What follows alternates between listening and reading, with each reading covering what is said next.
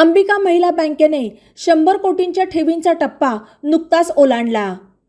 आज बँकेचे 25,000हून जास्त ग्राहक असून त्यांच्या सार्थ विश्वासामुळेच बँकेचा हा टप्पा पूर्ण झाल्याची माहिती बँकेच्या संस्थापिका प्राध्यापक मेधाताई काळे यांनी दिली।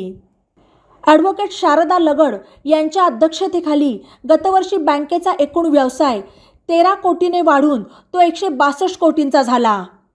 बँकेच्या एकूण ठेवी 100 कोटी 29 लाख आणि कर्ज वितरण 62 कोटी झालेले आहे। मागील वर्षी बँकेस एकूण 1 कोटी 17 लाख निव्वळ नफा झाल्याचेही पुढे बोलताना मेधाताई काळे यांनी सांगितले। बँकेने mobile banking, ATM, UPI, PhonePe, Google Pay आणि इतर सेवा ग्राहकांसाठी उपलब्ध करून दिलेल्या आहेत। बँकेने सोने तारण कर्जाची मर्यादा वाढवली आहे। ठेवीचे आणि कर्जाचे व्याजदर संतुलित केले असून त्याचा लाभ ग्राहकाने घ्यावा असे आवाहन बँकेच्या उपाध्यक्षा शोभना चव्हाण आणि संचालक मंडळाने केले। ई नवा मराठा YouTube चॅनलला सबस्क्राइब करा आणि बेल आयकॉनवर प्रेस करा।